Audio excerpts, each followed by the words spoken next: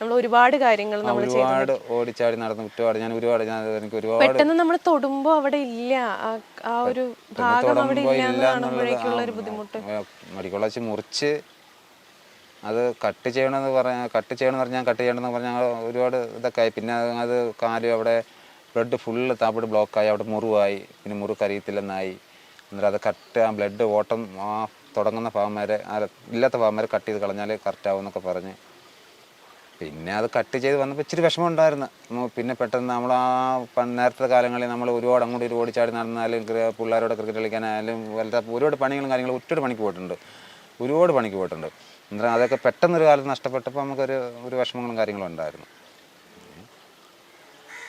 ആളുകൾ പറഞ്ഞിട്ടുണ്ടോ ഇപ്പം ഇനി ഓട്ടോയും കൊണ്ടൊന്നും നടക്കണ്ട, വീട്ടിൽ വല്ലയിടത്തും ഇരുന്നൂടെ അങ്ങനെയൊക്കെ? എന്നോട് അങ്ങനെ പറഞ്ഞിട്ടില്ല, എന്നാലും ഇല്ല, അങ്ങനൊന്നും ആരും പറഞ്ഞിട്ടൊന്നുമില്ല. എല്ലാവരും പണിയെടുക്കാൻ പറ്റുന്ന സ്റ്റാൻഡിലൊക്കെ എനിക്ക് നല്ല സപ്പോർട്ടാണ്.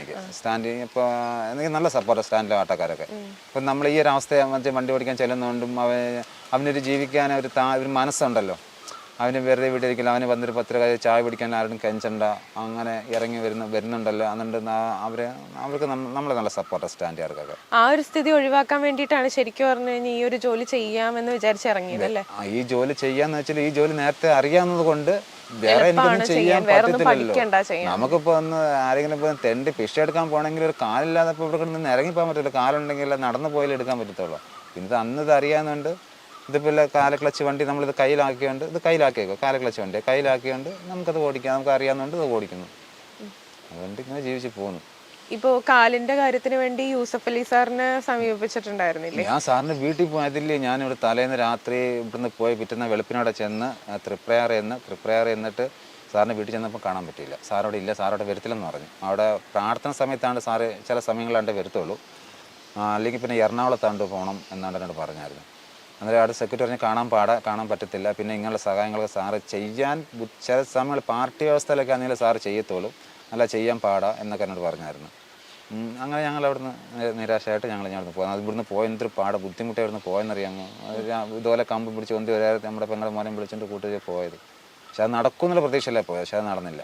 സാറിനെ കാണാനും പറ്റുന്ന സാറിൻ്റെ ഒരു വെബ്സൈറ്റിലായിട്ട് കയറി ചെയ്യാൻ പറഞ്ഞ് സാറ് ചിലപ്പോൾ അത് കാണുമെന്നുണ്ടെങ്കിൽ കിട്ടും, അത് ഒന്ന് ചെയ്തിട്ട് ഒന്നുകൂടെ കിട്ടിയില്ലെങ്കിൽ ഒന്നുകൂടെ ചെയ്യാൻ പറഞ്ഞു. പിന്നെ അങ്ങനെ ചെയ്തില്ല. പിന്നെ അവിടെ വരെ പോയിട്ട് വെറുതെ പൈസയും ചിലവ്, അതും 2 മാസം പെൻഷൻ എനിക്ക് കിട്ടിയിട്ട് ആ പെൻഷൻ പൈസയും കൊണ്ടാണ് പോയത് ഞാൻ. അങ്ങനെ നിരാശയായിട്ട്. എവിടെയായിരുന്നു പോയത്? തൃശ്ശൂരാണ് പോയ സാറിന്. തൃശ്ശൂർ തൃപ്രയാർ അവിടെ നിന്ന് ആട്ട വിളിച്ചാൽ പോയത്. സാറിനെ അവിടെ കൊണ്ടാക്കിയാണ്. അല്ലാതെ ഈ വീഡിയോ ഇറങ്ങിയ ഒരു സമയത്തുണ്ടല്ലോ ഏതെങ്കിലും കോൾസോ കാര്യങ്ങളോ ഒക്കെ വന്നിട്ടുണ്ടായിരുന്നോ കാലിന്റെ കാര്യം സഹായം ചെയ്യാം എന്നുള്ള രീതിയിൽ? ഞാൻ ഇപ്പോൾ ഈ ആന്റിച്ചേട്ടൻ ചെയ്തതിന് ശേഷം ഒരാൾ വന്നായിരുന്നു. അത് ഞാൻ പറഞ്ഞില്ല, ഒരു ചേച്ചി എന്നെ വിളിച്ച് സംസാരിച്ച് ഇൻസ്റ്റാഗ്രാമിൽ കണ്ട് ചേച്ചി എന്നെ വിളിച്ച്. നേഴ്സൊന്നല്ല, അത് നേഴ്സ് സംസാരിച്ച് അതെൻ്റെ വീടിൻ്റെ എൻ്റെ വീട് അന്ന് ആ സമയത്ത് വീടിൻ്റെ മേൽക്കൂരെല്ലാം പോയി. ഞങ്ങളെ കൊണ്ട് ഒരു നിവൃത്തിയില്ല, ആകെപ്പാടെ കഷ്ടപ്പാട്ട് ജീവിച്ചു ആ സമയം.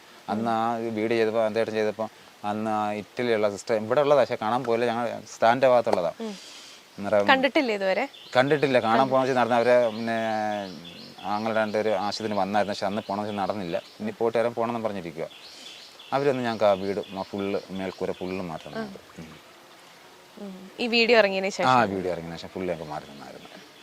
ഇപ്പൊ ഇനി കാലിന്റെ കാര്യത്തിൽ എന്ത് ചെയ്യാനാണ് ചേട്ടൻ വിചാരിച്ചിരിക്കുന്നത്? കാരണം വെക്കേഷൻ തുടങ്ങിക്കഴിഞ്ഞാൽ കുട്ടികളുണ്ടാവില്ല. അപ്പൊ ചേട്ടന് അങ്ങോട്ടും ഇങ്ങോട്ടും ഒക്കെ നടക്കുന്നെങ്കിലാണെങ്കിലും ബുദ്ധിമുട്ടാണ് ഒറ്റയ്ക്ക് നടക്കാൻ. മഴ വന്നു കഴിഞ്ഞാൽ ഇപ്പൊ ഞാൻ കണ്ടതാണ്, എനിക്ക് പേടിയായിരുന്നു ചേട്ടൻ ഇറങ്ങി വരുമ്പോ തെന്നോ ഇല്ലയോ എന്നുള്ളത്. ഒരാളെ പിടിച്ചോണ്ട് തന്നെ വരുന്നിട്ട് തന്നെ പാടാ ഇറങ്ങി വരാൻ.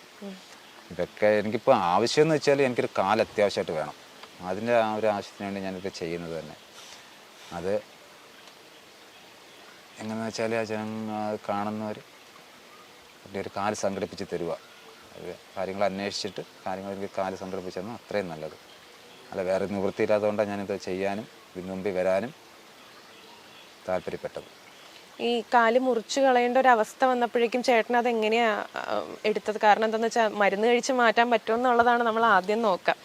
ഈ പെട്ടെന്ന് കാല് നമ്മുടെ അടുത്ത് ആ ഒരു അവസ്ഥയിലേക്ക് എത്തുമ്പോഴേക്കും അന്നൊക്കെ നരകിച്ച കാര്യങ്ങളൊക്കെ പറയുകയാണെങ്കിൽ ഞാൻ ഒരുപാട് നരകിച്ചത്. ഞാൻ കാല്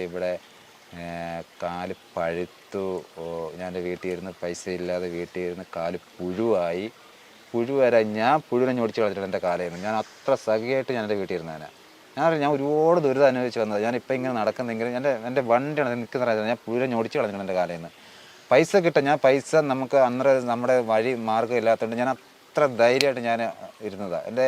ഞാൻ ഇരുന്നിരുന്ന് എൻ്റെ ഈ ഏൺഭാഗം വരെ പിന്നെ എൻ്റെ പൊട്ടി വരെ പോയതാണ്. ഒറ്റ ഇരിപ്പായിരുന്നു ഇരിക്കുന്നത്. ഞാൻ ഉറങ്ങുന്നത്. ആശയം ഒരു കയറ് കെട്ടിയിട്ട് എനിക്ക് എല്ലാം ഉറങ്ങാൻ പറ്റത്തില്ല. ഉറങ്ങുമ്പോൾ തറ വീഴും. ഞാൻ ഒരുപാട് കഷ്ടപ്പെട്ടു. ഞാൻ അങ്ങ് ഒരുപാട് ഞാൻ സങ്കടപ്പെട്ട് ഞാനങ്ങ് മരിച്ചു പോകുന്ന ഒരു വാശി കൊണ്ട് കയറി വന്നതാണ് ഞാൻ. അതൊരു വാശി കൊണ്ട് കയറുന്ന ഞാൻ എൻ്റെ ഉടനെ വിളിച്ച് കാര്യങ്ങളൊക്കെ സംസാരിച്ച് ഞാൻ എന്തുകൊണ്ട് ചെയ്തതെന്ന് അന്ന് കുറച്ച് സഹായങ്ങൾ എനിക്ക് പെട്ടെന്ന് കിട്ടി. എനിക്ക് അന്നൊരു 91 രൂപ അടുപ്പിച്ച് എനിക്ക് സഹായങ്ങൾ കിട്ടിയായിരുന്നു. അതുകൊണ്ട് പെട്ടെന്ന് ആശുപത്രി കൊണ്ടുപോയി എല്ലാം ചെയ്തു. അന്നത്തേന് നമുക്ക് പൈസ വേറെ ആൾ പൈസ ചോദിച്ചിട്ടുണ്ട്. ആ പൈസ കിട്ടാൻ താമസിച്ചുകൊണ്ടാണ് ഞാൻ ഈ വീട്ടിൽ ഇരുന്ന് പോയത്. അങ്ങനെയാണ് കാലം മൊത്തം ഇങ്ങനെ ആയിപ്പോയത്. അത്രയ്ക്ക് ബുദ്ധിമുട്ടായിരുന്നല്ലേ? കാരണം വേറെ ആരും നോക്കാനും ഇല്ലാതെ. അതൊക്കെ ഞാൻ പറയാനും ഒരുപാട് കാര്യങ്ങൾ പറയാനുണ്ട്. അത് പറഞ്ഞാൽ നമ്മൾ സഹിക്കത്തുമില്ല, സങ്കടങ്ങളായി പോകും. പിന്നെ ഞാനിരുന്ന് കരയും. പിന്നെ അത് ഒരുപാട് കാര്യങ്ങളുണ്ട്. സങ്കടങ്ങളൊക്കെ ഒരുപാട് സഹിച്ചു കയറി വന്നതാണ്. എനിക്കിപ്പോൾ അത്യാവശ്യമായിട്ട് കാലാണ് വേണ്ടിയത്. അത് മേടിക്കാൻ എൻ്റെ നിവൃത്തിയില്ല. അത് കാണുന്നവർ പ്രത്യേകം സഹായിച്ച് ഒരു കാല് മേടിച്ചു തരാൻ നോക്കുക, അല്ലെങ്കിൽ എന്തെങ്കിലുമൊക്കെ ചെയ്തു തരിക. അത് ജീവിക്കാൻ വേണ്ടിയിട്ടാണ്, വേറെ ഒന്നിനും വേണ്ടില്ല. ഞാനിപ്പോൾ എൻ്റെ തള്ളയല്ലോ ഉള്ള, വേറെ ആരുമില്ല. അവർക്ക് എനിക്ക് ഇത്രയും എന്നെ പെറ്റ് വളർത്തിയിട്ട് ഇനി അവർക്ക് എന്നെ കൊണ്ടൊരു ബുദ്ധിമുട്ട്, അവർക്ക് ഒരു ഗ്ലാസ് വെള്ളം കൊടുക്കാൻ എന്നെ കൊണ്ട് പറ്റി. ഇനി പിന്നെ ഞാൻ ഏത് കാലത്താണ് കൊടുക്കുന്നത്? ഇതിപ്പോൾ ഞാൻ എൻ്റെ അമ്മയെ കൊണ്ട് ആശുപത്രിയിൽ പോയ സമയത്ത് ഞാൻ എന്തുമാത്രം ബുദ്ധിമുട്ടിയെന്ന് പറയുന്നത്. ചിലപ്പോൾ പിള്ളേരെ കിട്ടാൻ പാടാണ്. എന്നെ കൊണ്ടുപോകുന്നത് മാത്രമല്ല, നമുക്കിപ്പോൾ ആശുപത്രിയിൽ പോയി ഒരു OP എടുക്കണമെങ്കിൽ ഇപ്പോൾ അമ്മ ആശുപത്രിയിൽ പോയി ഒരാഴ്ച 2 ആഴ്ച കൊണ്ട് അഡ്മിറ്റായിരുന്നു. എനിക്കൊന്ന് കയറി കാണാനോ ഒരു വലിയ വെള്ളം മേടിച്ച് കൊടുക്കാനോ അല്ലെങ്കിൽ കൊണ്ടുവരാനോ ഒന്നും പറ്റാത്ത അവസ്ഥ. ഞാൻ വണ്ടി കൊണ്ട് വെളിയിടുക, അവിടെ പോയി കയറ്റിക്കുക. വണ്ടിയിൽ നിന്ന് ഇറങ്ങാനേ പറ്റത്തില്ല. നമുക്ക് പോയി ഒരു വെള്ളം പോലും കുടിക്കാൻ പറ്റത്തില്ല പോയി. ഇനി ഇവരാരും വന്ന് നമ്മൾ പൈസ കൊടുത്ത് മേടിക്കണം. അതുപോലെ ഈ വണ്ടി പോകുന്ന വഴിക്കൊന്ന് കംപ്ലൈൻ്റ് ആയി എനിക്ക് ഇറങ്ങാൻ പറ്റും, എനിക്ക് വണ്ടി തന്നെ ഇരിക്കാൻ പറ്റും. പിന്നെ നമ്മളാരെങ്കിലും കൂട്ടുകാരെ വിളിക്കണം, പിന്നെ അവർ അവരുടെ സ്ഥലത്തുണ്ടെങ്കിൽ വരും. അങ്ങനെ ഒരുപാട് ബുദ്ധിമുട്ടുള്ളൂ. ഇനി ട്രീറ്റ്മെന്റിന്റെ കാര്യം, ഇനി പൈസ കിട്ടിയാലേ എനിക്ക് ആവശ്യം. ട്രീറ്റ്മെന്റ് എന്ന് വെച്ചാൽ ഇനി അങ്ങനെ ആണെങ്കിൽ എനിക്ക് ഇനിയും ചികിത്സകളുണ്ട്. എനിക്ക് ഇനി പിന്നെ ഹാർട്ടിന് ഇനിയും കംപ്ലൈൻറ്റ് ഉണ്ട്. അവിടെ മറ്റേ ഈ കാലിൻ്റെ വാൽവിനും അവിടെ ചുരുങ്ങിയിരിക്കുക നരമ്പ്. അതും അന്ന് കട്ട് ചെയ്ത് കളയണം. 1 വർഷം കഴിഞ്ഞ് അത് കട്ട് ചെയ്യണം. കട്ട് ചെയ്യുമ്പോൾ അത് ബ്ലഡ് നല്ലോണം ഓടും. എന്തെങ്കിലും ചെറുതായിട്ടേ ഓടി വരത്തുള്ളൂ. അന്നേരം അത് ചെയ്യണമെന്ന് പറഞ്ഞു.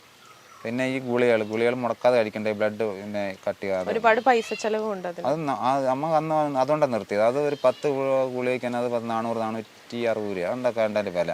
അന്ന് നമ്മൾ പൈസ കൊണ്ടാണ്ട് അതങ്ങ് മേടിച്ചുകൊണ്ടായിരുന്നു. പിന്നെ ഈ ഇടയ്ക്ക് ബുദ്ധിമുട്ടായപ്പോഴത്തേനും അത് ഫുള്ളൊക്കെ എല്ലാം സ്റ്റോപ്പ് ചെയ്തു. ഇനിയിപ്പം എൻ്റെ ആരെന്ന് വെച്ചാൽ ഉള്ള കാലം വരെ ഇനിയിപ്പോൾ ഒന്നും ചെയ്യുന്നില്ല, ട്രീറ്റ്മെൻറ്റ് ചെയ്യുന്നില്ല. എപ്പോഴും ജീവിച്ചിരിക്കുന്ന കാലം വരെ എനിക്കൊരു കാലിൻ്റെ അത്യാവശ്യമുണ്ട്.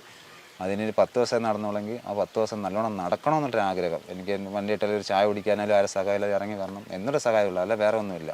ഇനി ട്രീറ്റ്മെൻറ്റ് ചെയ്ത് ഇനി വേറെ അസുഖങ്ങളും കാര്യങ്ങളൊക്കെ ഉള്ളതൊക്കെ ഇനി മാറ്റണമെന്നുള്ള ആഗ്രഹം ഒന്നും എനിക്കിന്നില്ല.